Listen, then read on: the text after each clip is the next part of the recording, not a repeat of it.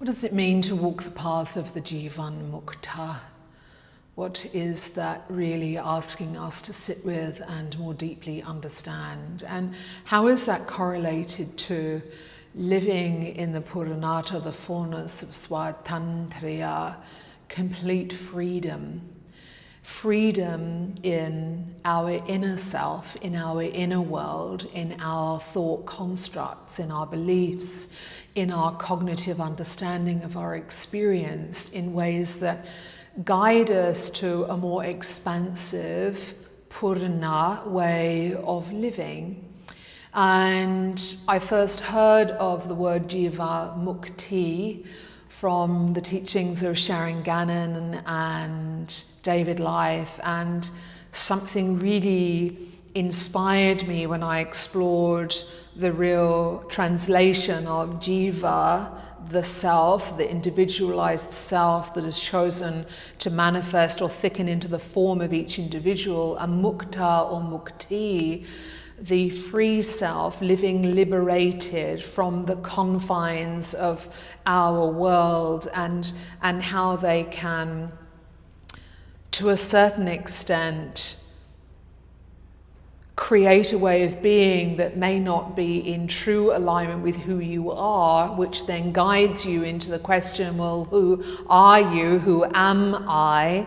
Eckhart Tolle speaks of this a lot, is that who is the I that is having that internal thought?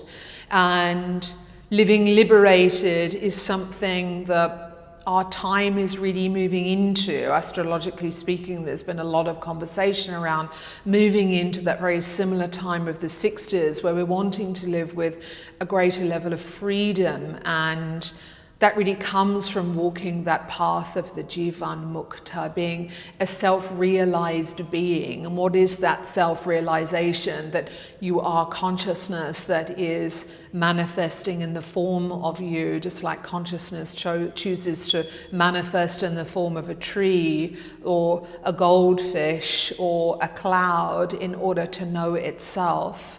And these are some of these questions that we really ask ourselves when we look at the meaning of Mokṣa and freedom, liberation in the sanctuary of yoga. And what is yoga? It's not turning up on a mat twice, 3 times a week. It's a great start, but it's so much more than that. It is living from a united, self-realized space. And this is what some of these philosophies really ask us to consider or think about or to question, and find ways that we're confined. Often this can be in our own thought process, that we are so bound by and a desire to have a great freedom from patterns potentially of the past, the samskaric grooves that have formed a way of being that isn't really who you are, but it's what you've learned or it's what you were told, and that belief sticks.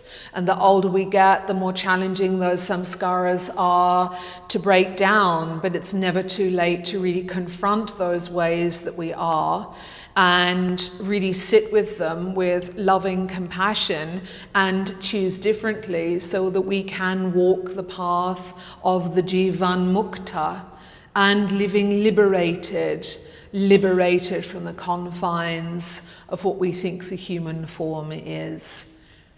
Some contemplations for today. Namaste.